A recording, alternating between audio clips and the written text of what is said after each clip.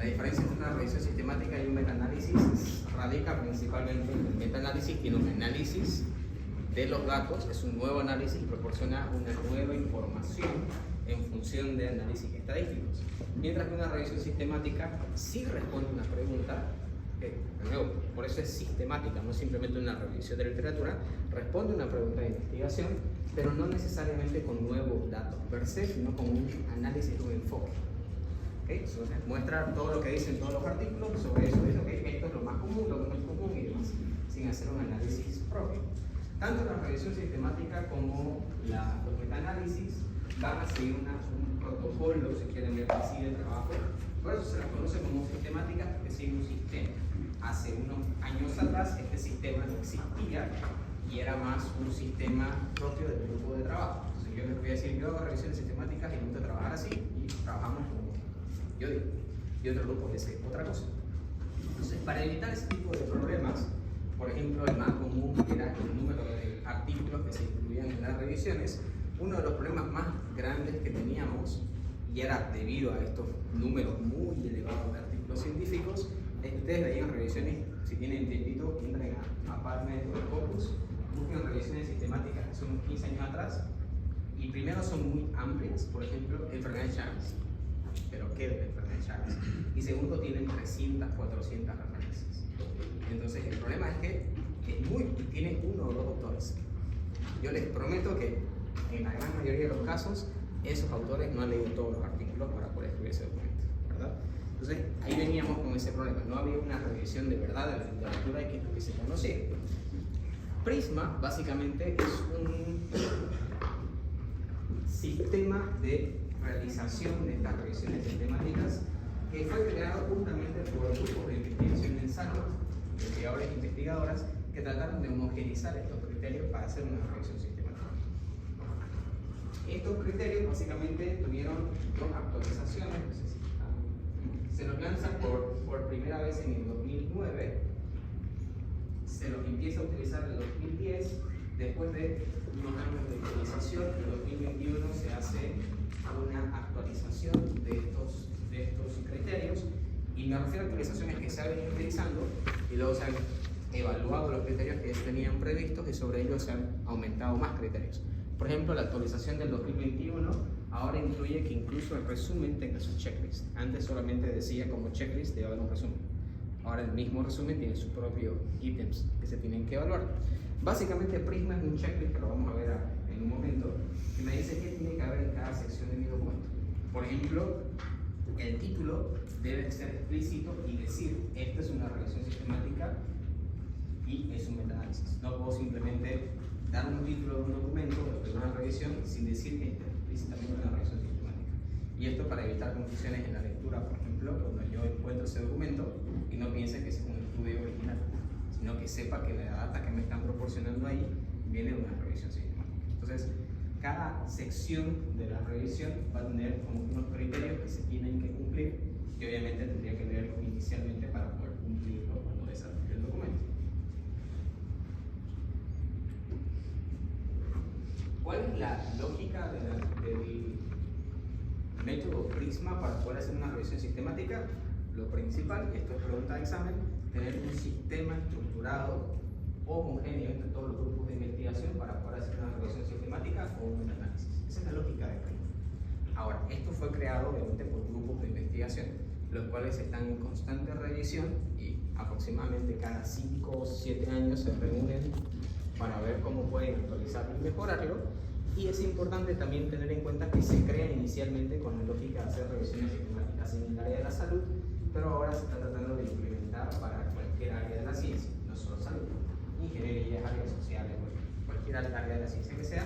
Sin embargo, si bien yo estuviera trabajando, por ejemplo, en una revisión sobre ingeniería, muchos de los criterios, y es más, creo que todos podrían aplicarse sin problemas, pero hay áreas de la ciencia que posiblemente requieran criterios adicionales. Por eso que, por ahora, el fuerte del Prisma son revisiones en el área de salud y podrían utilizarse en otras áreas. Pero para nosotros, obviamente, estamos en el área de salud, básicamente lo que nos va a guiar en cómo hacer esta revisión.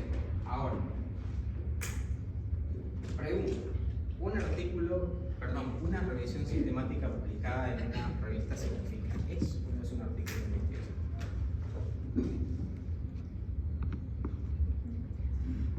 ¿Qué crees? Una revisión sistemática publicada en una revista científica, ¿cuenta o no cuenta con un artículo científico? ¿Por qué cuesta? ¿Cuál es la característica de un artículo científico? La principal. El método científico. ¿Qué se hace? Los pasos del método científico. Ya. Esas serían sus características. ¿Cuál sería el objetivo principal de un artículo científico? ¿Qué crees? Informar, un poquito más profundo. Generar nuevos conocimientos. ¿Qué tipo de conocimiento? Científicos. Entonces, perfecto. Entonces, el objetivo de un artículo científico es, en la última parte del método científico, es la comunicación, la información de una evidencia, de un conocimiento netamente científico. Entonces, sobre esa lógica, una revisión sistemática con o sin metaanálisis cuenta con un artículo científico. Sí, generar nuevos conocimientos.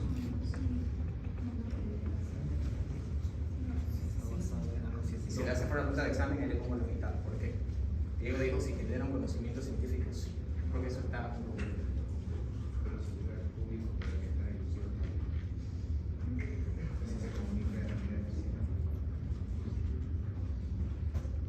Ningún artículo científico se publica de manera eficiente, lamentablemente, porque solamente lo leen las personas que están interesadas en ese tema.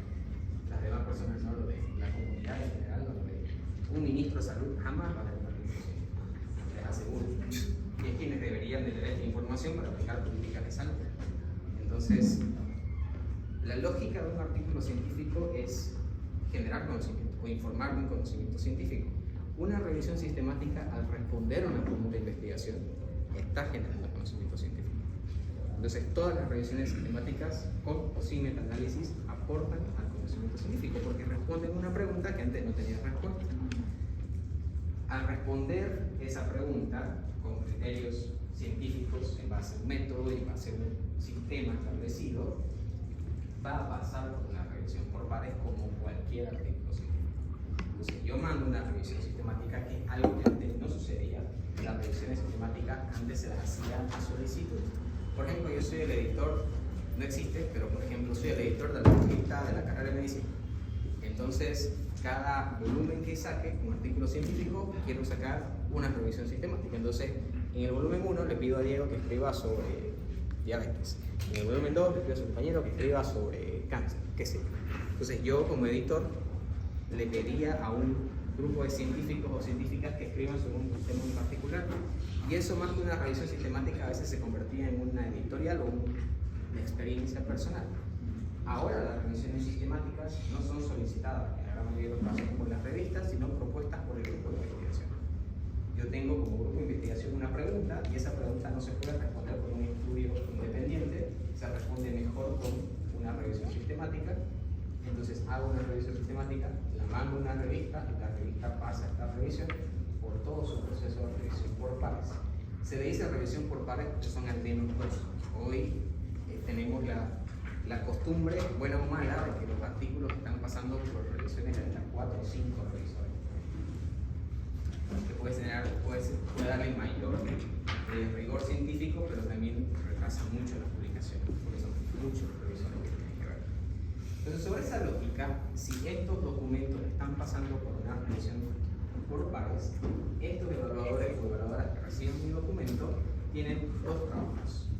El primero es evaluar el método científico que se está aplicando con observación, pregunta, hipótesis, y segundo, evaluar que se ha cumplido la metodología PRISM. ¿Okay? Recuerden que yo el método científico lo puedo aplicar muy bien, pero en el método científico me puedo equivocar como lo presento. Por ejemplo, yo puedo hacer una excelente pregunta de investigación, puedo hacer una excelente experimentación, tener un set de datos muy sólidos, pero yo no entender la diferencia entre causa y asociación.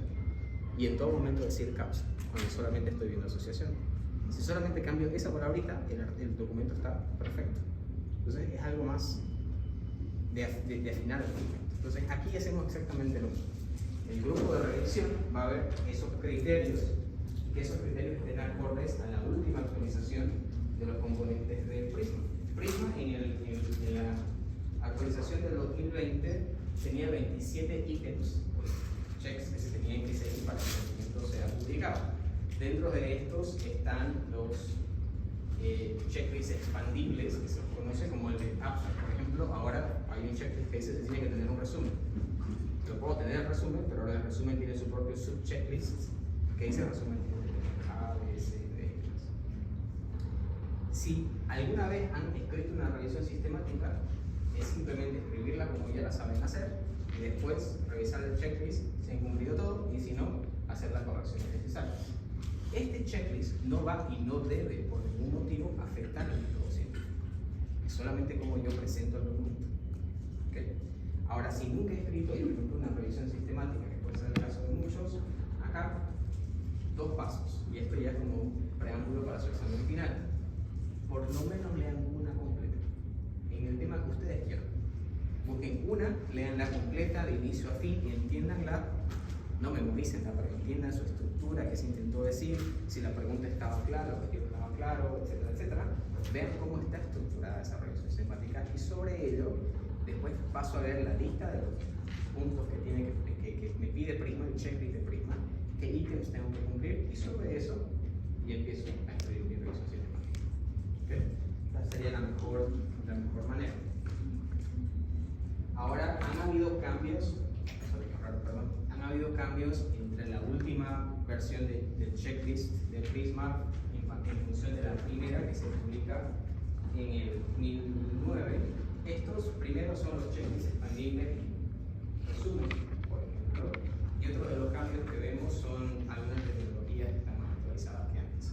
La lógica de la actualización de Prisma está más direccionada a que ahora se quiere abrir un poquito más el espectro, que no sea solo medicina, sino que sea salud, se lo incluyen otras áreas de la ciencia, y como objetivo de una tercera actualización tendríamos otras áreas de la ciencia que posiblemente no estén asociadas a la medicina. ¿Okay?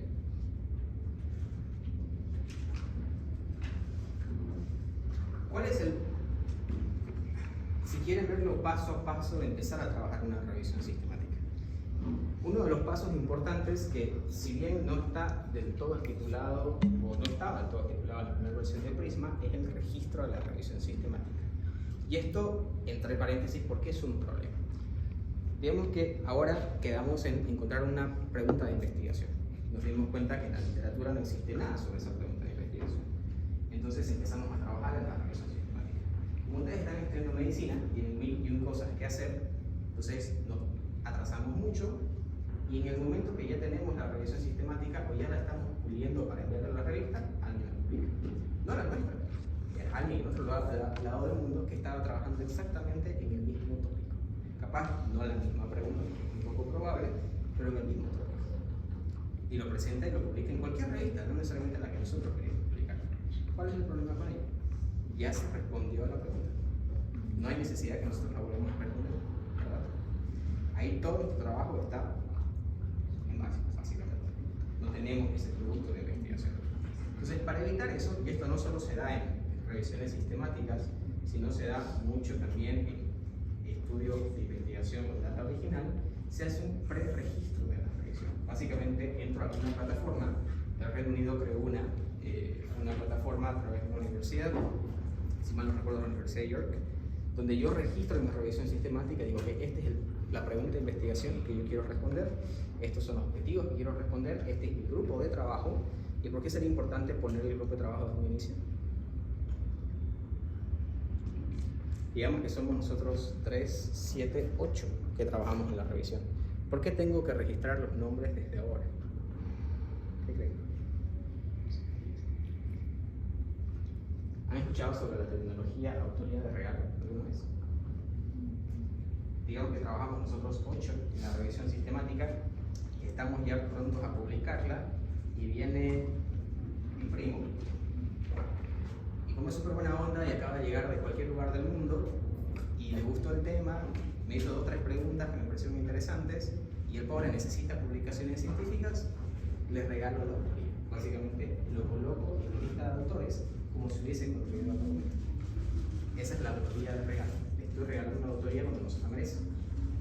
El otro tipo de autoría es, vamos a poner al jefe, porque es el jefe, aunque hizo nada en el trabajo, por ejemplo.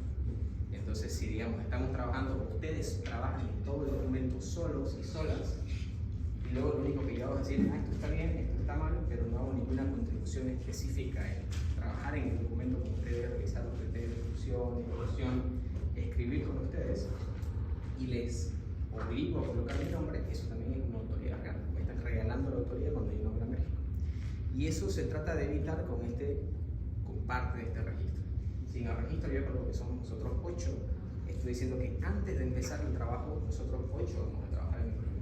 Entonces no puede haber una 9ª persona mañana, cuando ya lo tengamos publicado, porque en teoría somos nosotros 8. Lo bueno de este documento es que yo lo puedo ir actualizando, una actualización dinámica. Por ejemplo, si nosotros 8, 3 ya no quieren, pues los saco esos 3 y otros 2 vinieron, pero los voy colocando atrás. ¿Qué sucede? Es un proceso muy activo y muy dinámico, no directamente en la publicación hago la modificación como se sabía. Ahora, ¿cuál es la lógica de esto? Y Prisma trata de evitar justamente, y no es plagio, sino trata de evitar el trabajo repetido. Si nosotros estamos trabajando en una pregunta de investigación y la registramos hoy miércoles 5 de noviembre, por ejemplo, mañana 6, resulta que los de otra universidad que están viendo la lectura crítica tuvieron la misma idea que nosotros. No necesariamente plagio, se les pone la misma idea porque tienen el mismo contexto, la misma problemática en Bolivia y quieren hacer la revisión. Lo que tienen que hacer es registrarlo en su protocolo. En el momento que intenten hacer el registro te va a decir, revisaron de que no hay investigaciones similares a las que querés hacer, sí o no. Entonces, en el momento que ellos vean que ya nosotros hoy, un día antes, hemos registrado esa pregunta de investigación, ellos no la pueden registrar. Digo no la pueden porque sí la pueden introducir al sistema, pero obviamente el registro es anterior y ya con eso es más que suficiente. Entonces, con ello tratamos de evitarle a alguien más que trabaje en una pregunta de investigación que nosotros ya estamos trabajando. ¿Okay? Esa es la lógica del registro inicial. Entonces, una vez yo registro este protocolo, ¿algún sistema de registro que hayan escuchado alguna vez? Prospero es el más usado, que es el de la Universidad de York. Este es el National Institute for Health and Care Research. El NIH. Entonces, es Reino Unido. Vamos a ver la página. No recuerdo York. Entonces me creo una cuenta en Prospero, que es el que trabaja con Prisma, registro la revisión sistemática y esa queda registrada ahí. Ahora, aquí está el código de ética. Yo no puedo registrar 1000 preguntas y evitar que otra persona registre esa pregunta y yo no trabajar en esas preguntas. Es como que ustedes guardan espacios aquí, pero no los utilizan porque nunca llegó la mía, por ejemplo. Entonces, la lógica es que yo registro el protocolo y voy actualizando la data. Actualizando la información en el registro, digo, ok, ya estoy haciendo la búsqueda de artículos, ya estoy haciendo el análisis, ya estoy escribiendo el documento. Si yo lo voy activando, voy actualizando la información de ese registro, entonces con eso estoy demostrando de que sí estoy trabajando en el documento. Si yo lo registro solamente y no trabajo en el documento, eventualmente la plataforma, creo que todavía están un poquito permisivos, pero creo que la plataforma eventualmente después de 5 años de inactividad elimina el registro y permite que otra persona pueda trabajar en esa pregunta. ¿Por qué se hace este registro en revisiones sistemáticas y no existe el mismo registro en artículos originales? ¿Qué creen?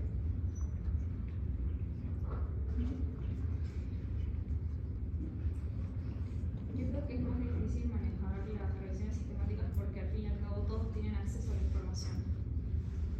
Y realmente alguien sí podría hacer el mismo trabajo que vos, pero en otra parte del mundo y pasa mucho.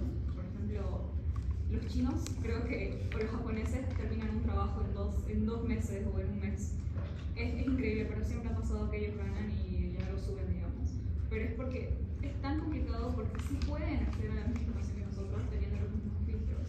Mientras que los estudios que son originales, mal que mal, vos vas a tener una población y vos vas a poder estudiarla y tus datos pueden ser diferentes a una población en otro país. Y de alguna manera vos vas a seguir aplicando algo novedoso, pero en la revisión sistemática ellos podrían llegar a la misma conclusión. Yo siento que ese es un factor que sí lo diferencia mucho de los ambos. Muy bien, básicamente lo que queremos demostrar aquí es que una revisión sistemática la puede hacer cualquier persona solo o sola desde su casa con acceso a internet y una computadora. Cero financiamiento, contando que el internet fuera gratuito y la computadora también, pero cero financiamiento de investigación. Mientras que una investigación requiere que yo postule financiamiento, gane financiamiento, tenga una institución que me respalde, tenga un laboratorio donde reciba las muestras, tenga un consultorio donde vea pacientes, etcétera, etcétera, etcétera.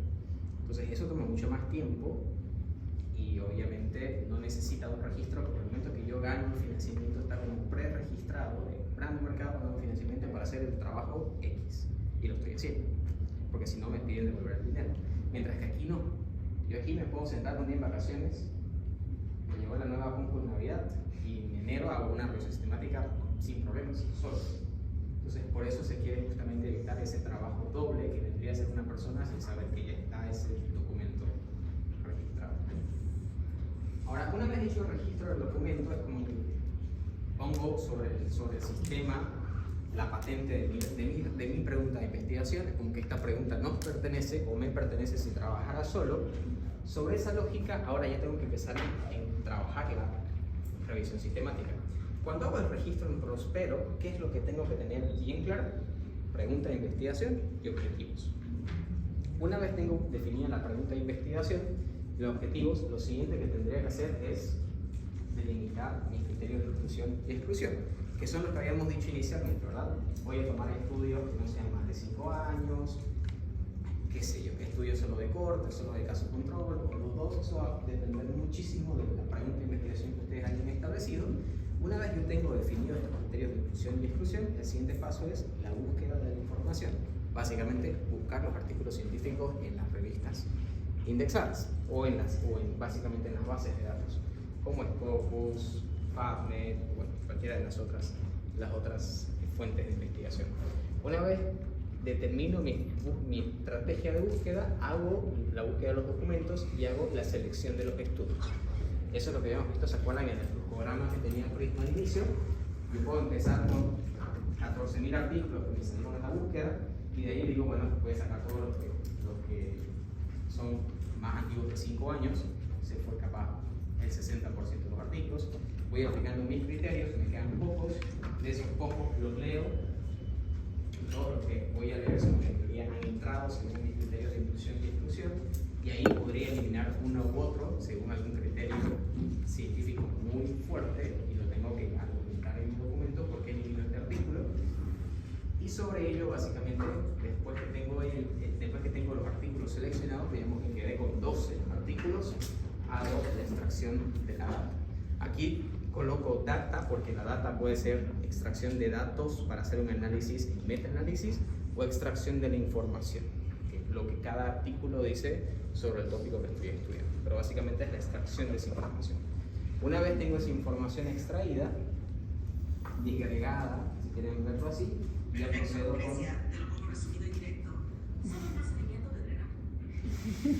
ya procedo con el trabajo de la misma revisión sistemática.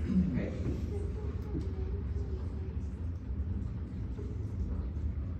Ahora, una vez tengo el análisis, si se dan cuenta hasta ahora no he escrito nada.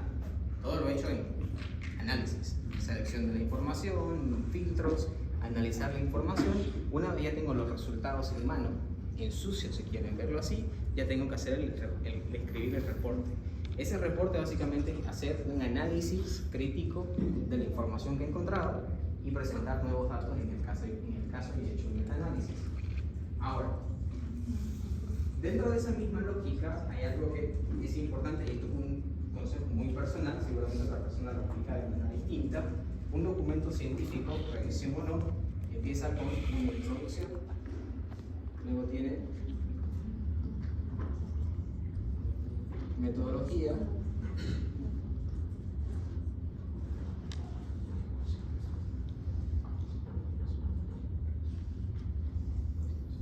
conclusión, bueno, y discusión en el medio, ¿verdad? Esa es la estructura tradicional de un documento de un artículo científico y no es nada distinto a una revisión sistemática, es la misma lógica, la misma estructura. Bueno, arriba esto es el resumen. ¿Qué escribirían primero? Ya tienen todos los datos analizados. ¿Qué sección escriben primero? Resultados, ¿sí? Métodos, ¿ok? ¿Alguien ha trabajado en una revisión? ¿Qué tienen ustedes? Revisiones publicadas, ¿no? Luz, ¿qué escribían primero ustedes? Creo que hay un factor que hace igual que varía en los estudios, por ejemplo, si estás haciendo un corte o un transversal y una revisión sistemática, porque en la revisión sistemática los métodos son más sencillos. O sea, me refiero a que tenés el flujograma y haces ya tu reporte de cuántos papers has escribido y todos esos números ya los tenés en cierto momento. Lo puedes hacer, sí, pero lo recomendable y lo que se suele hacer es primero los resultados, que es lo importante, digamos, sacar las tablas, hacer el análisis. De acuerdo a eso, recién puedes discutir por qué te salieron esos resultados, compararlo con estudios previos que se encuentran en otras bases de datos y bueno, como dice el nombre, discutirlo, analizarlo. Luego de eso, idealmente sí puedes irte a métodos, yo creo, y finalmente para ir concluyendo a introducción, porque no puedes hacer primero la introducción porque tiene que tener toda una relación. Si tu introducción está hablando sobre A cosa y vos terminás viendo algo muy interesante de tu investigación, que es algo, no sé, por ejemplo, algo denominándolo B, digamos, no puede estar diferente. Entonces, por eso se lo hace al final, para que tenga un hilo de explicación que tenga sentido y que no esté disparado. Y la conclusión, como dice su nombre, ¿Alguien escribió un móvil? o quizás incluso la conclusión podría ser antes de la introducción, Tienen toda la, digamos que ya tienen las tablas hechas. Ahora tienen que escribir. ¿Qué sección escribimos primero? Diego, Luz y Marcelo dijeron primero escribimos resultados. ¿Alguien empezaría con introducción? Cuando yo escribí mi primer artículo científico, porque a mí me encanta el orden, lo primero que escribí fue la introducción. Luego fui a metodología, que básicamente qué se había hecho. Luego mostré mis resultados. Aquí me di cuenta que había cosas súper geniales que había encontrado extras, así que también las coloqué. La discusión la hice en función de mis resultados y la conclusión, bueno, es súper sencilla. Cuando termino el documento, entro a lo que justamente explicó su compañero. Cuando empiezo a leerlo, aquí me decía, por ejemplo, voy a encontrar los factores asociados a diabetes. Y aquí terminé hablando de diabetes e hipertensión. Porque aquí había data muy importante de hipertensión. Entonces, el problema de escribir primero la introducción es que yo genero un contexto que está muy limitado a lo que todavía no sé. Entonces digo, creo que mis datos van a estar así, entonces primero escribo la introducción. La metodología es lo que hice, entonces no hay mucho problema con ello, pero cuando presento los resultados, la estructura que le doy, si decido hacer 3 tablas o 2, qué tabla va primero, etcétera, etcétera, si hago gráfico, si no hago gráfico, eso varía mucho, es como quiero yo presentar esos datos. Si no es una base de datos que está bastante cruda y no habla por sí mismo, básicamente yo le estoy dando una voz a esa base de datos. Sobre estos resultados yo genero una discusión. El problema es que, de nuevo, aunque ustedes no se den cuenta, todo documento que yo voy a leer, sea un artículo, un periódico, sea una revisión sistemática, un artículo científico, cualquier documento que leo, tiene que empezar con una introducción, decirme de qué voy a leer, y cuando yo termine de leer el documento tengo que quedar satisfecho porque me dijeron todo lo que me habían prometido al principio. Es como que ustedes vean un trailer de una película y van a ver la película y la película tiene ni la mitad de las escenas que vienen del trailer o algo así. Entonces la lógica es aquí básicamente similar. Entonces para yo no vender falsas esperanzas o subvender mi producto porque no sabía de los resultados interesantes que iba a obtener, la introducción es la última sección que voy a escribir. Porque esa introducción básicamente es la que le va a dar el preámbulo a lo que yo ya sé que escribí, lo que yo ya sé que tengo. Entonces lo mejor, como decían sus 3 compañeros, es empezar con los resultados y en base a esos resultados generar una discusión. La metodología viene después y por último trabajo en introducción. Y esto se aplica para un artículo científico como también se aplica para una revisión sistemática, no hay diferencia. ¿Okay? ¿Preguntas sobre esto? Y de nuevo, y esto lo hago para revisión de sus trabajos, me van a mandar, son de 12 a 15 trabajos por paralelo. A mí solo hay un paralelo, entonces tengo que leer de 12 a 15 revisiones sistemáticas en una semana. No tengo tiempo. Entonces lo primero que hago es, leo esto y me paso aquí. Si esto tiene coherencia con esto, leo lo otro. Si esto no tiene coherencia con esto, no pierdo mi tiempo. No leo todo lo demás. Por lo mismo, si han sabido si mostraron un flujo en el trabajo, me dijeron este fue nuestro objetivo y estos son nuestros resultados en base a ese objetivo que me dieron al principio, entonces creo que esto aquí puede estar bien. Entonces, esa es una forma que yo utilizo para revisar documentos y lo voy a usar para sus trabajos. Entonces, esa introducción, aunque no crean, es muy importante. Y de nuevo, yo soy muy enemigo de los resúmenes de los artículos, porque cuando sé que hay algo que está corto y resumido, lo voy a leer eso y lo voy a leer el gran experto. Pienso que sé todo el artículo porque leí el resumen. Y les apuesto que les pasa lo mismo. Entonces, el problema del resumen es que yo solo con el resumen no voy a leer el documento, pero si no quitáramos el resumen de la lista, esta introducción es la que me va básicamente a dar interés a leer todo esto, o me quita el interés.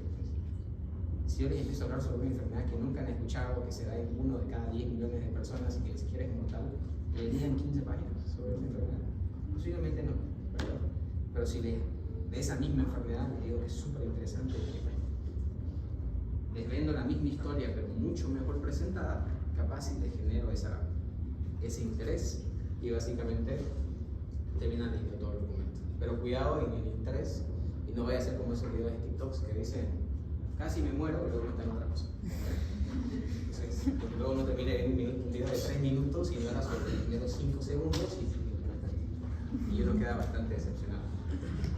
¿Métodos el 2 o el 3 como tal?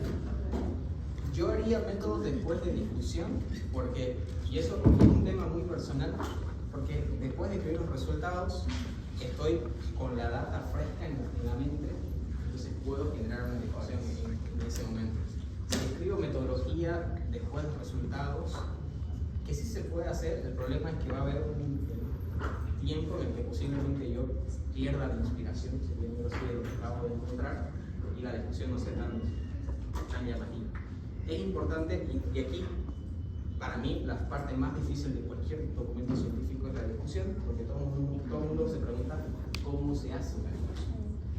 No creo que haya una forma precisa de hacerlo. La lógica de la discusión, en verdad se lo ha creado de esa manera, es que si estamos, de nuevo tomando el ejemplo de nosotros 8 hemos escrito el trabajo, tenemos los resultados, nos sentamos los 8 a analizar nuestros resultados y como hemos leído cientos de artículos científicos sobre este tema porque somos expertos o expertas, nosotros mismos empezamos a discutir sobre qué significan estos resultados. Esa discusión que estamos teniendo entre nosotros es la que tenemos que explicar. Es como que si ustedes están discutiendo o analizando la información con el lector de una u otra manera. Entonces, esa es la discusión. Hay diferentes formas de cómo escribir, hay diferentes estructuras. Es que ustedes agarren una que les llame la atención y la sigan. ¿Preguntas hasta acá? ¿No? Ahora, hay algunos aspectos que tenemos que tomar en cuenta. La presencia de sesgos en la revisión. En la medida de lo posible, yo tengo que evitar que hayan sesgos introducidos por mí en la revisión. ¿Qué tipo de sesgos puedo introducir yo en una revisión sistemática?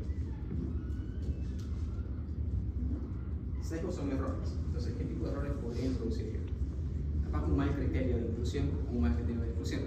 Por ejemplo, tendría que evitar hacerlo, pero podría pasar. Entonces, ¿qué otros sesgos podríamos tener? Hecho por nosotros.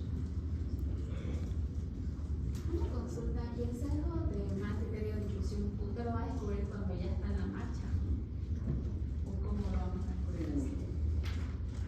Por lo general, si ustedes cuando están trabajando la revisión están completamente convencidos o convencidas de que sus criterios están bien, se dan cuenta que el criterio estaba mal cuando lo mandan a una revisión por pares y algunos de los revisores o todos los revisores dicen este criterio está mal y les explican por qué creen que está mal. Entonces, si esa revisión es coherente, lamentablemente tienen que eliminar ese criterio y eso hace que la búsqueda empiece de nuevo y básicamente empezamos de nuevo la revisión. Algunos revisores o revisoras, incluso por un mal criterio de selección aplicado, directamente rechazan la publicación, porque saben que eso implica hacer todo de nuevo y puede tener una tendencia diferente en los resultados. Otros más permisivos permiten de que uno lo haga de nuevo. Por lo general uno no lo hace a propósito y si lo hace por error. Entonces es muy poco probable que nos demos cuenta en el transcurso del trabajo. Lo bueno es que estos errores son poco probables si trabajamos en grupo y en grupo de expertos y expertas en el área, o por lo menos personas que están leyendo constantemente. Otra recomendación para tratar justamente ese tema es que le presenten el trabajo a algún colega para que le dé una revisión súper rápida y que se dé cuenta de algunos errores que pudieron haber habido. Pero por lo general, cuando uno hace las cosas de manera consciente, si se equivocó en el criterio es porque desconocía de que eso estaba mal y eso lo lleva hasta no digo publicación, pero hasta el envío del. Ahora, nosotros tenemos que evitar cualquier tipo de error propuesto o introducido por nosotros. Digamos que hemos tenido todo el cuidado necesario y no hay sesgos de la revisión. ¿Cuál es el problema? Cada artículo viene con su propio sesgo, ¿verdad? Y eso es algo que nosotros no podemos controlar.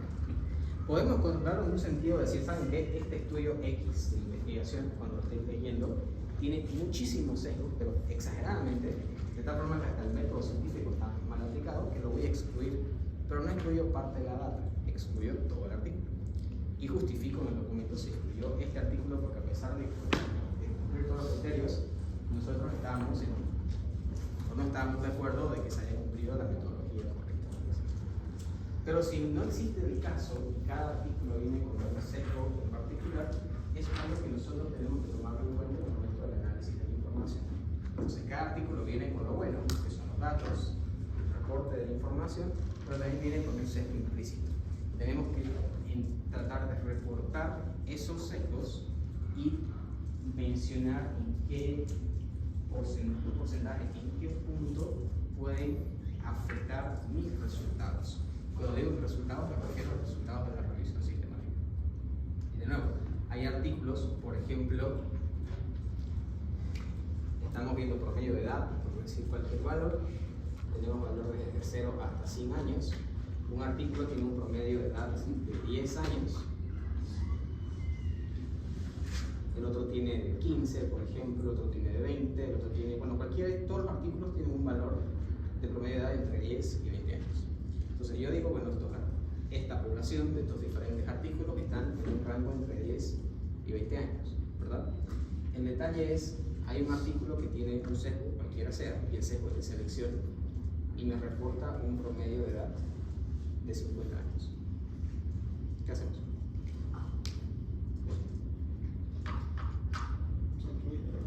¿Lo excluimos? El sesgo es de selección, seleccionaron mal a los participantes.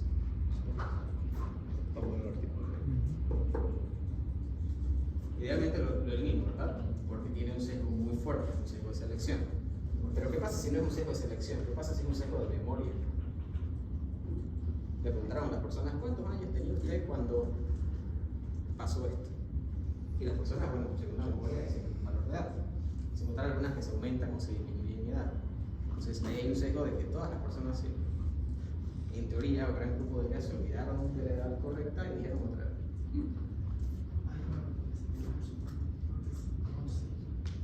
No es de selección, es de memoria, pero de nuevo, ahí voy. El punto es, justamente la variable que tiene un mal criterio de selección o de obtención de data es la variable que me importa para mi revisión científica. Entonces, todos esos aspectos tengo que tomarlos en cuenta, porque ese sesgo está haciendo que la gente, por ejemplo, tienda a pensar que la edad era mayor, entonces da un valor superfluo que no es real. Entonces, porque no es real, ahí sí lo puedo eliminar. Pero ¿qué pasa si este valor sí es real, pero el sesgo estaba en otra variable, que yo no lo estoy incluyendo? Ahí lo reporto y digo, bueno, ojo que este estudio tiene un sesgo en esta variable, que no hay problema porque ahí muestro el impacto que ha tenido. Esto no está afectando significativamente nuestro resultado porque esa variable no afecta los resultados de esta variable que sí estuvo bien medida. Lo que no puedo hacer es decir, este valor no me gusta, le trato de buscar a la fuerza un sesgo, le encuentro un sesgo en otra cosa que no tiene sentido con lo que yo estoy haciendo y lo uso de justificación para sacarlo porque eso quita mi tendencia o mantiene la tendencia que yo había esperado. Lo que tengo que hacer aquí es, de nuevo, en teoría, antes de hacer los resultados y el impacto que tiene cada artículo en los resultados, ver la presencia de sesgo o no y decidir antes de si lo mantengo o lo elimino. Y todos los sesgos que incluye un artículo, que tenga un artículo que yo ya decidí incluirlo en el estudio, lo tengo que mencionar en el producto final, posiblemente en la discusión, y decir, bueno, el sesgo más grande fue este, y bueno, esto afecta en mi estudio de esta manera o de esta otra manera. ¿Hay una consulta sobre eso? Si estamos eliminando un artículo a pesar de que era objetivo con los criterios de difusión, ¿se lo menciona en todos o se Pero en este caso, por ejemplo, si quiere dar a conocer el grado de sesgo, sí se lo escribe en difusión. Y se lo menciona inicialmente en metodología, porque en metodología muestro la selección. Y digo, se ha distribuido un artículo porque no seguía con X y Z criterios de calidad, si quieren verlo así. Y en discusión lo puedo incluir como un punto de comparación, pero no como un punto de análisis. Recuerden que en la revisión sistemática, cuando ustedes hagan su búsqueda y apliquen su filtro, digamos que terminan con 20 artículos. Cuando yo voy a la sección de referencia, voy a tener más de 20 artículos referenciados. Están mínimamente los 20 que usaron para hacer el análisis, los otros 10, 15 que usaron para la introducción y los otros 10, 15 que usaron para la discusión. Entonces, aquí en la discusión lo puedo incluir.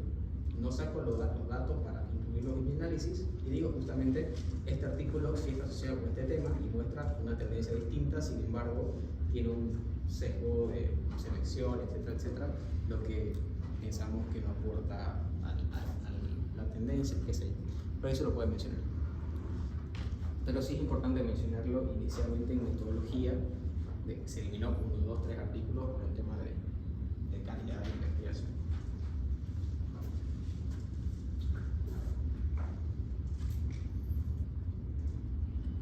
Una vez terminado de escribir la revisión sistemática así súper rápido, voy a el resumen o el abstract. Ahí, en teoría, no uso inteligencia artificial. Trato de mostrar los resultados más coherentes y los que mejor presentan cada una de estas secciones sin incluir la discusión, obviamente, de mi revisión sistemática. ¿Y esto por qué es súper importante? A veces, como el abstract básicamente es lo último que escribimos, incluso después de escribir el título, están cansados, cansadas, posiblemente se tienen que presentarlo al examen final, lo presentan porque no tienen tiempo, y lo pueden hacer con inteligencia artificial. No habría problema, porque la inteligencia artificial sí es capaz de hacer un resumen coherente de un pedazo de información. El problema de esto, y aquí ya es decisión de uno, es que, como les dije al principio, el 99% de las personas que lean su revisión solo van a leer su resumen. No van a leer el documento completo. Y muchas de ellas van a decidir leer el documento completo no en base a su resumen. Si su resumen no está bien hecho, y no digo con eso vender algo que no es, sino escribir de verdad lo que estoy encontrando en esta revisión sistemática, es muy probable que el lector o la lectora se quede en el resumen y no pase de ahí. Yo tengo que leerlo, todo el documento, obviamente, pero si lo publicamos es porque queremos comunicar la información. Queremos que lo que hemos respondido, o ese pedazo de evidencia que hemos generado, sea de conocimiento público. Entonces, para ello, obviamente, el resumen tiene que estar lo mejor escrito posible.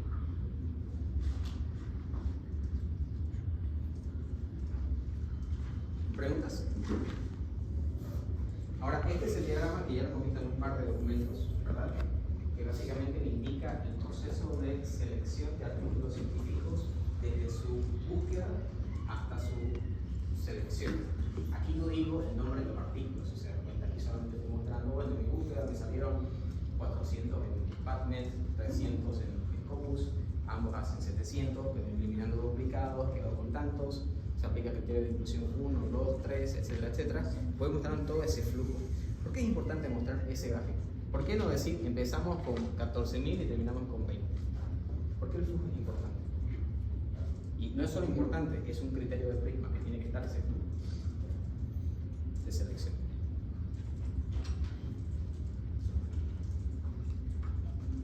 Tanto Marcelo decía que un artículo científico tenía unas características, ¿qué era? ¿Se acuerdan? cosas que son importantes. Verificable y reproducible. ¿Eso qué significa? Que yo puedo ver cómo hicieron la búsqueda. Me dicen, hicimos la búsqueda en Scopus y en PubMed con estos criterios de búsqueda. Yo, que no soy parte del trabajo, puedo entrar a PubMed y Scopus, poner los mismos criterios de búsqueda y me tienen que salir exactamente los mismos valores. O muy similares al menos, porque si lo hago después de unos meses, posiblemente hay un par de artículos más, pero valores muy, muy similares. Y si yo empiezo a aplicar los mismos criterios que ustedes aplicaron, debería terminar con exactamente el mismo número que ustedes tenían. Y eso me da verificabilidad y reproducibilidad. Entonces, la lógica de mostrar todo el flujo es para mostrar que nuestra selección de artículos científicos ha sido coherente. Es lo mismo que hago en un estudio con datos originales, cuando digo, se fue a la comunidad de X y Z, se invitó a los participantes en función de tal criterio, se les hizo un cuestionario, se tomó una muestra de sangre, etc. Todo ese proceso de cómo obtuve mis datos, básicamente es lo mismo que está acá explicado en un diagrama. Porque aquí simplemente es selección de datos, ¿verdad? En un estudio observacional es un poquito más complejo, pero básicamente es la misma lógica. Y esto es algo más sistematizado, entonces es común, es homogéneo en todas las revisiones sistemáticas, por lo tanto es más fácil para nosotros ver y entender el flujo y saber, ok, el proceso de selección está coherente o no está coherente.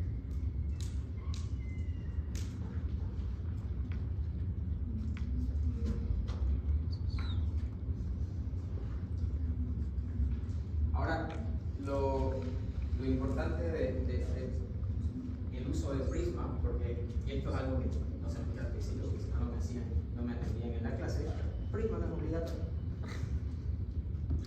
Sin embargo, por ejemplo, yo puedo publicar mi revisión sistemática en la revista Los Tiempos Buenos, XYZ, cualquiera sea el nombre, que nadie conoce, que posiblemente me va a decir, ok, esa revisión sistemática está bien. Las revistas con cierta calidad, por ejemplo, de Q3 para arriba posiblemente, tienden, y son las revistas que han decidido de que no van a aceptar revisiones sistemáticas que no tengan la aplicación de Prisma. Entonces, Prisma no les puede obligar a ustedes a usar los criterios. Pero si los quieren publicar en una revista de renombre, esas revistas me dicen si no usan Prisma no se publica el documento aquí. Entonces, de nuevo, van a seguir viendo ustedes revisiones sistemáticas o incluso meta-análisis que no siguen el criterio de Prisma, y estos posiblemente están publicados en revistas que todavía no han adoptado este sistema de trabajo. Por lo que, obviamente, es lo que se trata de buscar que la mayoría de estas revistas indexadas o no adopten esta metodología, porque esto le da cierto nivel homogéneo a las publicaciones que en los últimos 5 años han crecido significativamente, porque es crecido. Buen punto. Ok, la inteligencia artificial no es una buena herramienta para esto. Herramienta, no es alguien que hace el trabajo. Acceso a la información es más amplio, ¿verdad? Con la mayoría de los artículos ahora son open source. ¿Qué más? Mayor peso en los currículos. Menor peso, en verdad. Una revisión sistemática tiene menor peso que un artículo original. Si bien es un artículo científico, si bien aporta a la ciencia, porque está en la cima de la pirámide de información, y en la comunidad científica una revisión sistemática o metaanálisis se lo considera el trabajo que se hace previo a un estudio grande. Entonces, por ejemplo, yo ya les había dicho, estamos trabajando en el proyecto de cáncer bucal y consumo de coca. Para poder hacer ese trabajo yo tuve que haber hecho una revisión de la literatura. Entonces, esa revisión de la literatura la aplico en un sistema en base a la respuesta de una pregunta de investigación y la publico. Y ahí en esa publicación seguramente voy a decir, hay ciertos puntos que se desconocen en la literatura científica, y algunos de esos puntos son los que yo estoy haciendo en mi estudio original. Entonces, esa sería la lógica coherente de cómo se trabaja en un estudio en un laboratorio de investigación en salud, por ejemplo. Así que es una publicación científica, tiene mucho peso, pero también depende en qué momento en su carrera están. Si están como estudiantes o primeros años de egresado, la revisión sistemática pesa mucho. Para hacer un internado fuera, por ejemplo, les piden, o una residencia fuera del país, les piden producto científico. Este tipo de documentos es de gran valor. Pero si ya son médicos y ya tienen su residencia y se quieren dedicar a la investigación, investigación, este tipo de documentos ya no tienen tanto peso como artículos donde se genera data nueva, etc. Varía mucho. Pero, ¿cuál es el problema con las revisiones sistemáticas? ¿Por qué ha crecido tanto en los últimos 5 años? Porque cualquiera lo puede hacer. Uno creería, pero no creería lo puede hacer. Pero sí, todo el mundo tiene acceso a la data. ¿Cuándo fue que empezó a crecer lo de las revisiones sistemáticas?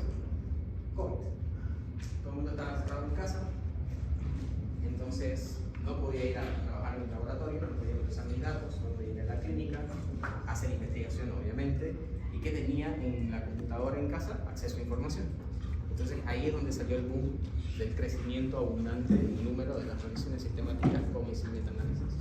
Y ahora son súper importantes porque hay cursos dedicados a esto. Creo que hasta SOCIEM tiene talleres que han hecho el año pasado y este año para trabajar en revisiones, porque sí son muy importantes, generan un aporte científico muy bueno, como vimos en la pirámide, más que un estudio de coste solo. Pero de nuevo, el punto está en, si bien es fácil hacerlo o accesible, creo que es la palabra, también tenemos que tomar en cuenta de que aplicar este tipo de sistemas va a pasar por una revista que no solamente va a ver que cumplimos el checklist, sino que va a seguir el rigor científico a través de la aplicación del método científico.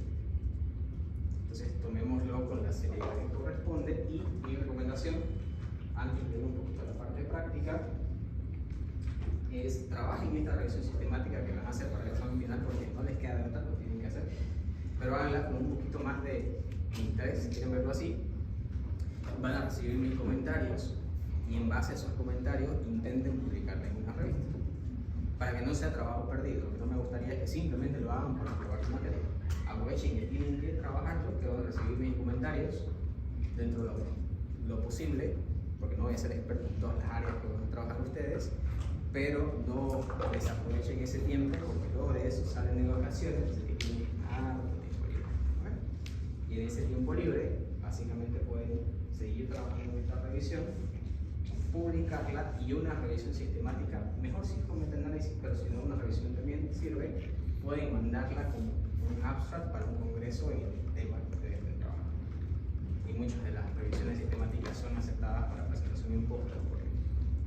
Entonces, aprovechen que está la oportunidad, obligación, como lo quieran ver, para hacer este tipo de productos y que no sea una pérdida meramente de tiempo. ¿Preguntas?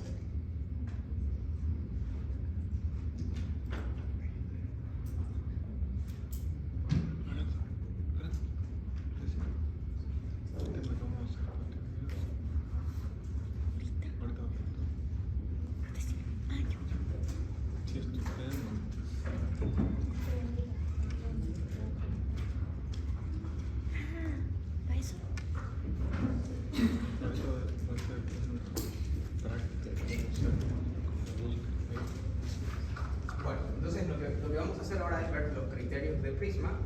Para ello, buscamos en el navegador Prisma Statement, o también pueden poner la página prisma/media statement.org. Entramos a la página de Prisma, básicamente me habla de qué trata la página, la pueden leer, no hay ningún problema. Y acá tenemos algunos puntos importantes. Acá está el checklist.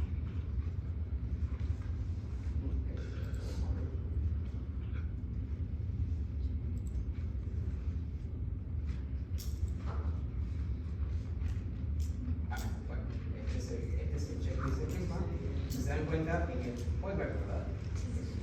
En el título le dice que se identifique que la revisión sistemática es una revisión sistemática, entonces tengo que colocar que sea el título, revisión sistemática o metaanálisis si corresponde. Se tiene que seguir el checklist extendido del resumen, que es el otro checklist.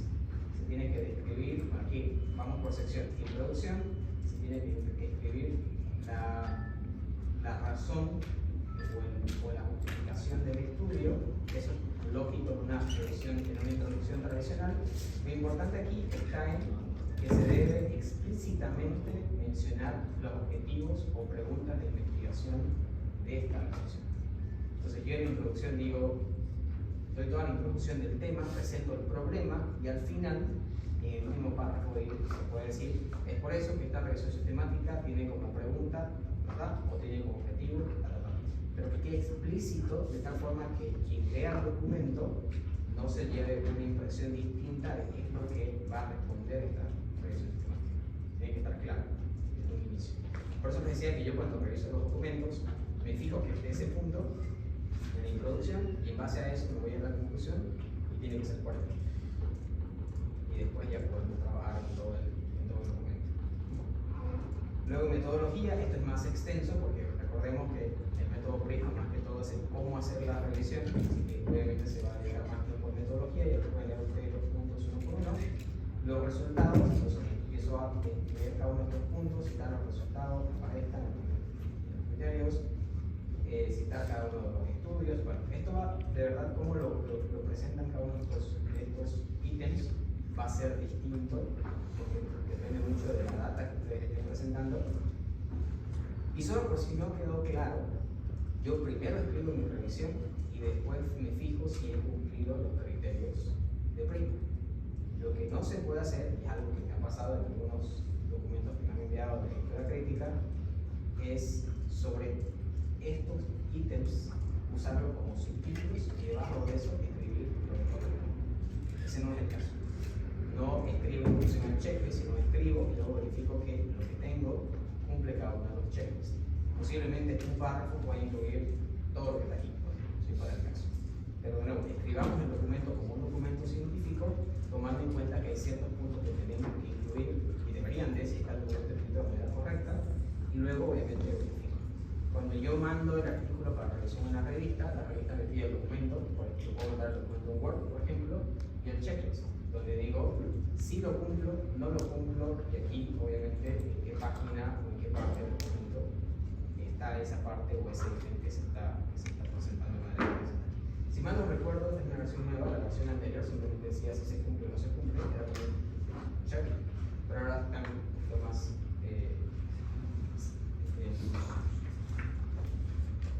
severos con información y tiene explícitamente en qué lugar del documento está. Y básicamente me voy a cada uno de los puntos y con eso cumplimos los 27 puntos del checklist, tomando en cuenta que el resumen tiene otra lista individual. Para el examen final, ustedes le tienen que mandar este documento llenado y su revisión sistemática. ¿Ya? Los dos. No es necesario que lo registren dentro, pero, y les digo que no es necesario para mí porque solamente regístrenlo si de verdad tienen intención de publicar el documento. Si no, de verdad no ocupen esa pregunta de investigación que alguien más se pudiera ocuparla para trabajar en el documento. Solamente si quieren trabajar en esa revisión para una posterior publicación, regístrenlo en Prospero. Si no, solamente es con el objetivo de presentarme el documento para la asignatura, el checklist de PRISMA más el documento más que suficiente. ¿Okay?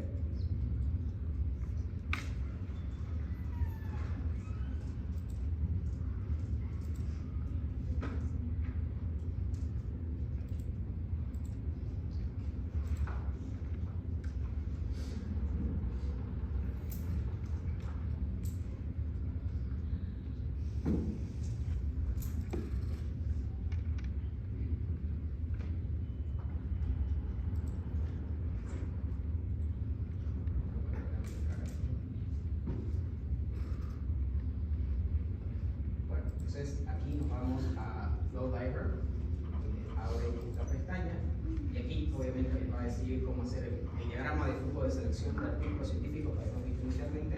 Lo pueden descargar el template en Word y en PDF si mal no recuerdo, pero también puede ser generado con una aplicación creada por los mismos desarrolladores del sistema PRISMA. Entonces ingresan ahí y lo pueden, básicamente pueden generar este formato, ya lo generan con la información que van llenando aquí. Entonces tendríamos que generarlo obviamente en base a nuestra data que habíamos seleccionado además. Este es el formato tradicional. Si les gusta el formato tradicional, pueden ocupar este sistema y importar el diagrama del flujo en diferentes formatos de impresión. Si quieren, pueden usar el Word y hacer algunas modificaciones como corresponda. O si quieren ser más creativos o creativas y generar un formato un poquito distinto, visualmente hablando, también lo pueden hacer, pero la lógica de cómo está presentado no va a cambiar. ¿Okay? Solo lo ven ustedes como lo quieren presentar. Lo único que sí tienen que revisar es el color que van a utilizar en ese diagrama. Recuerden que ahora los documentos que se implican en revistas tienen que ser amigables a personas daltónicas. Entonces hay algunas aplicaciones que les permiten ver juegos de colores y contrastes que puedan ser fáciles para cualquier persona que vea. Entonces, usar rojo y verde, por ejemplo, no es una buena idea ahora. Entonces, vean eso. Los colores que establece el sistema ya están en base a esa lógica. Si quieren usar otros colores, bueno, aquí están los desarrolladores del software. ¿Preguntas hasta acá? Y doctor, ¿cómo establecemos los criterios? O según nuestro criterio, cada criterio. De nuevo, lo primero que tenemos que hacer en este caso es definir la pregunta de investigación. Es lo primordial. En base a la pregunta de investigación van a haber algunos criterios que ya son obvios. Por ejemplo, si digo queremos ver cuáles son los factores de riesgo para el desarrollo de hipertensión, por ejemplo. Entonces, ya yo digo factores de riesgo, entonces estoy pensando en un estudio, en el mejor de los casos, ¿de qué tipo? Si hablo de riesgo, Asociación corte. riesgo principalmente corte, no serían, para caso control serían factores asociados. Entonces, si ya veo factores de riesgo o cuál es la causa de la hipertensión, qué sé yo. Entonces, yo ya con la pregunta de investigación, como que estoy definiendo el tipo de estudio que necesito incluir. Entonces, yo digo, criterio de inclusión, estudios de tipo corte.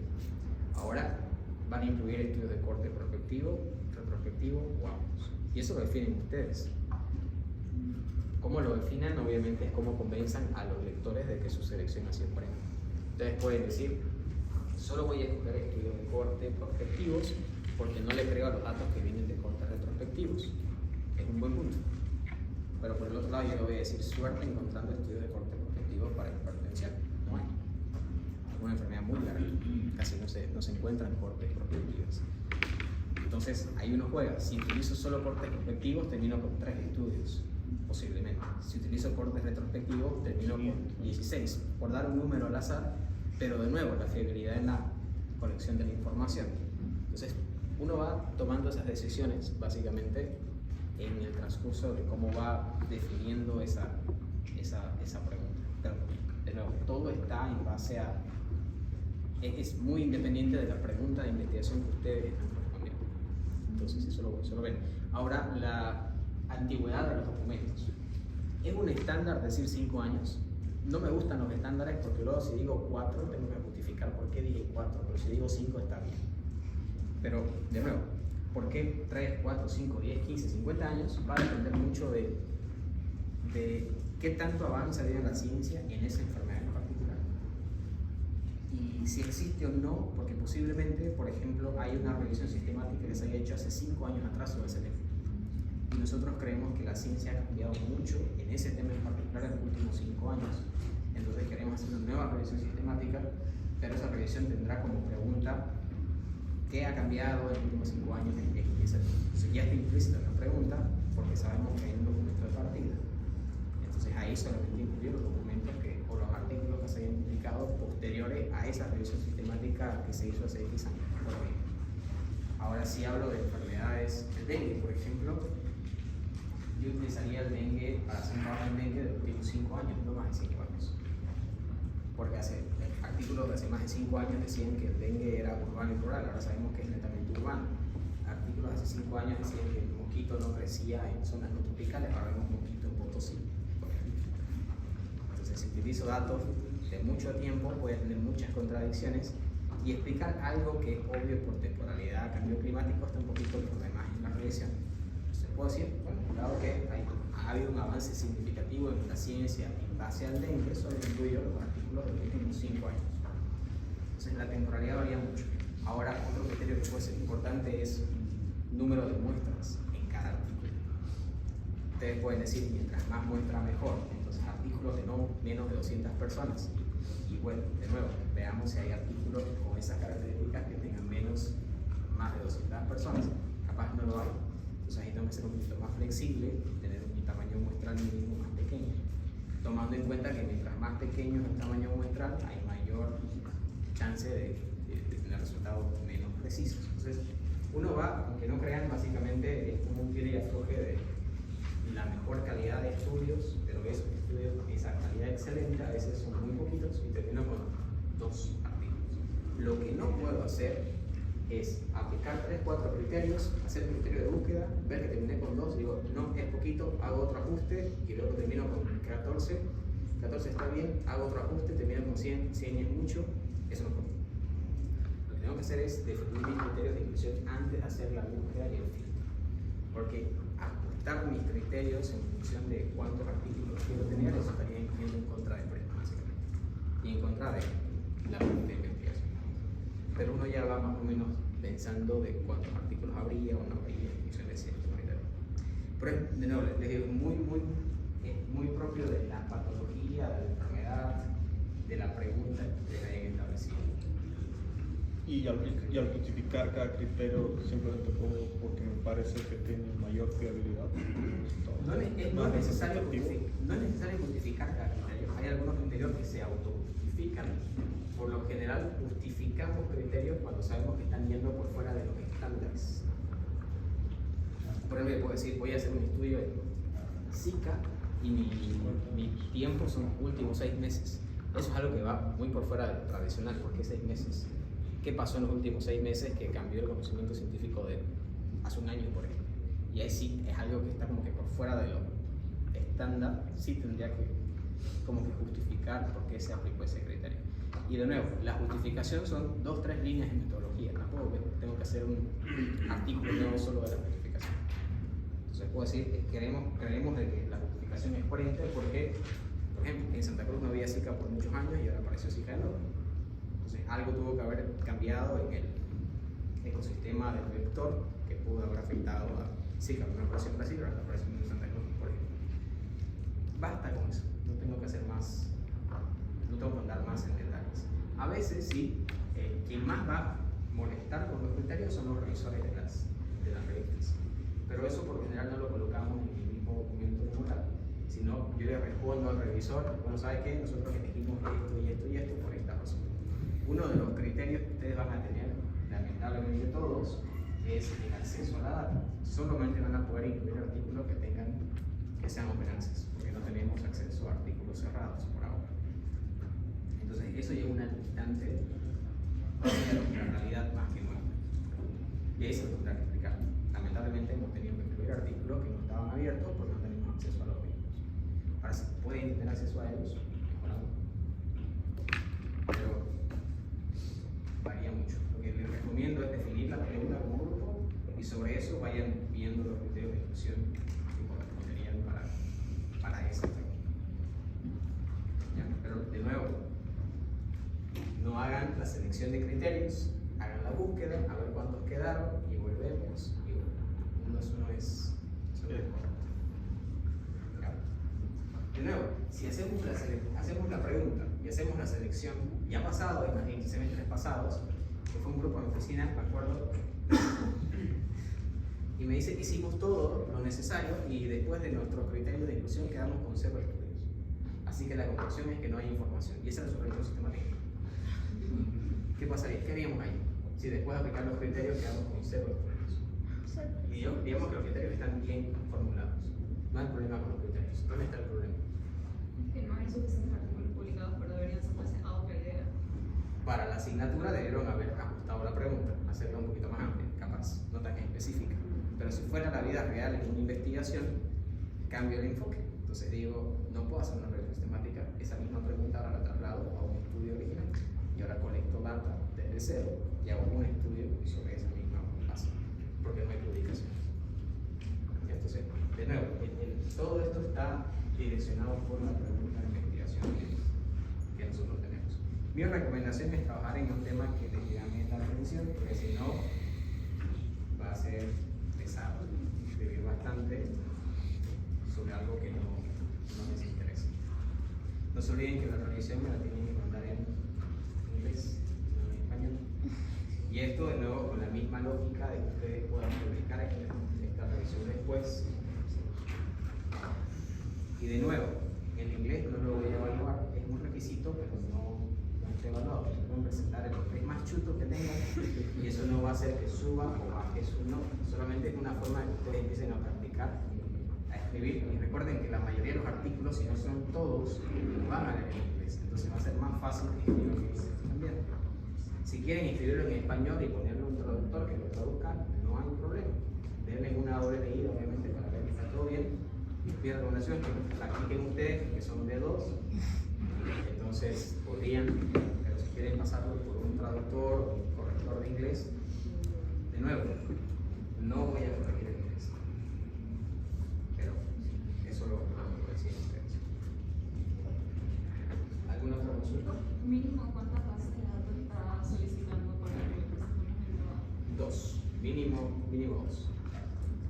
Entonces pueden usar Scopus o PubMed para buscar las dos, y dependiendo si es más clínico, menos clínico y demás, pueden usar otras bases ya más especializadas. Y también si es revisión como sin metaanálisis, también varía. Pero mínimo 2. En la vida real tiene mínimo 3. En la vida real pide mínimo 3. Pero de nuevo no puede justificar por qué tiene 2, entonces eso no es muy complicado. No les recomiendo usar Google Scholar. No es malo Google Scholar. El problema de Google Scholar es que es un buscador muy potente y eso lo hace malo, porque al ser muy potente les va a salir incluso documentos de monografías.com o el lago.com, y hacer el filtro, porque les va a salir cientos de trabajos, hacer ese filtro va a ser difícil. Entonces, si quieren usar, por ejemplo, algún buscador nacional, pueden buscar Cielo. Cielo tiene un montón de revistas latinoamericanas, muchas de ellas son muy buenas, que están, la gran mayoría de estas en español, entonces pueden usar Cielo como un buscador. No es lo ideal, porque no es entrar en un buscador como tal, pero podrían usarlo. Pero, de nuevo, si usan Google Scholar, tómense un tiempo libre porque van a haber altísimos outputs que van a tener que no son artículos científicos y lo van a tener que filtrarlos. Ahora, yo no soy enemigo de la inteligencia artificial, soy enemigo de que la reemplacen por su propia inteligencia. He escuchado, la verdad no he usado ninguno, pero sí sé que hay algunos softwares basados en inteligencia artificial en los que ustedes pueden pegar toda la búsqueda. Por ejemplo, ponemos en PubMed los criterios de búsqueda y ese link lo colocamos a esta página de inteligencia artificial, lo mismo de Scopus y las otras bases, colocamos los criterios de inclusión y exclusión, y es bueno para hacer el filtro de muchos de ellos, no filtro científico, por ejemplo. Si le digo solo estudios de corte, solamente todo lo que no tenga la palabra corte lo voy a excluir. Vean cuál es el mejor, porque al final del día lo que ustedes presentan son los que ustedes son responsables de. Si lo dice una inteligencia artificial no pueden defenderse de lo que ustedes están presentando, pero capaz que eso les soluciona un poquito el trabajo de selección. Hay varias versiones pagas y no pagas, entonces calculen el tiempo para que tengan un mes gratis y una paga, pero busquen la que mejor les parezca. Yo todavía sigo a la antigua y lo voy a poner a manual, pero si encuentran una que es muy buena, pues me dicen para que la podamos probar. Pero por ahora los criterios, vamos a hacerlo muy rápido acá para terminar. Si entran con su cuenta de la UA Scopus, tienen acceso a la base de datos, no los artículos, pero sí a la base de datos, pueden usar Scopus.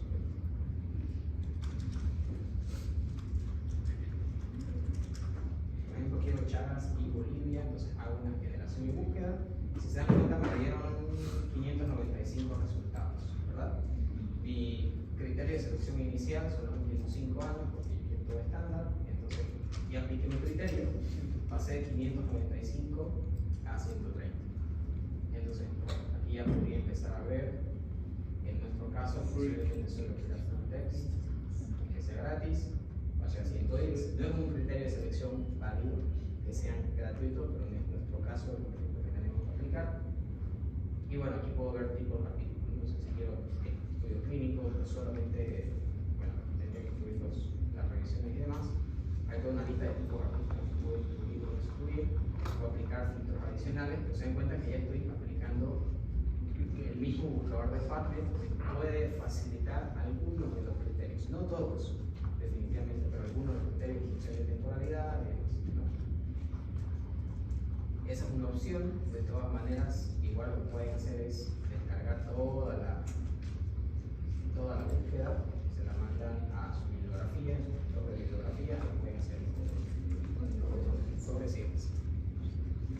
De nuevo, aquí sí los voy a dejar ser creativos y creativas, porque seguramente hay mejores maneras y más eficientes de filtrar esa información, pero sé que suena repetitivo, pero estoy previendo problemas de fin de año.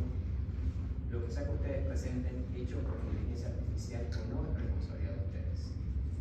Entonces, si lo hacen con un software extra, mi recomendación sería que lo revisen, hagan una revisión y en base a eso ya colocan. Otro punto, y ya con eso terminamos. Una vez hayan hecho la selección y la aplicación de los criterios de inclusión y exclusión, cuando los criterios son fáciles, como el número de en qué año se publicó, si es corte o no es corte, que es fácil definir, está bien que lo haga una persona, pero hay algunos criterios que son un poquito más críticos. Por ejemplo, cuando ya leemos el artículo y decimos si tiene o no tiene sesgos, o si los sesgos son de alto impacto o no, ese tipo de preselección o selección de los artículos se recomienda que se lo haga por pares y a ciegas.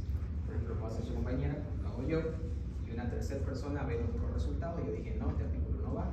Ella dice, sí va, entonces como tenemos discordancia, lo lee una tercera persona sin saber por qué yo estoy en desacuerdo y ella está en acuerdo. Y en función de lo que diga la tercera persona, ya se dice, ok, el artículo se queda o se va. Pero si los dos hemos dicho que se queda o los dos hemos dicho que se va, el artículo se queda o se va. Pero esa lectura es en teoría a ciegas y de manera independiente. Nos sentamos los dos a leer. En ese tipo de aplicación de criterios que no son sencillos, por ejemplo, como en qué año se publicó, o si un artículo se va a incluir o no por la presencia de sesgos o por el impacto de la heterogeneidad que tiene. Eso puede ser distinto de cada caso. Creo que con eso abarcamos la parte pre-práctica. La siguiente semana, si pueden traer sus preguntas de investigación, y ya básicamente vamos a empezar a hacer un pseudo trabajo de una proyección. ¿Ya? Ahí sería genial que tratemos de retroalimentarnos todos, busquen algún tipo de plataforma o alguna que ustedes hayan usado para seleccionar artículos y demás, y con ello podemos tratar de ver cuáles son las mejores metodologías para cada uno de los pasos. Una de las páginas para hacer lo de la selección de estudios y para remover los duplicados se llama RAI, con doble Y, y ese es muy bueno. Y ahí también, o sea, como que tú creas tu trabajo, le mandas el link a la otra persona y trabajan a ciegas, y después de ahí como que se juntan en el mismo software y después ya van discutiendo sus listas. ¿Y es de acceso abierto? Hay una versión gratis y hay una versión pagada, que creo que la versión pagada te da un par de cosas más, pero es gratis. De preferencia se lo debe usar en laptop porque en iPad solo te permite filtrar hasta 100 artículos. Entonces intentemos, si pueden traer algunos de ustedes que hayan usado esa aplicación su computadora, intentamos usar acá, muestra, puede sentir bien. Intentemos usar esa plataforma, a ver cómo nos va. También está la versión manual a la antigua si no quieren aprender un nuevo software, porque a veces el aprender un nuevo software para un solo trabajo toma más tiempo que hacerlo de manera manual. Entonces, veamos, ustedes búsquenlo también. Si no tienen preguntas, me devuelven mis exámenes y nos vemos la siguiente semana.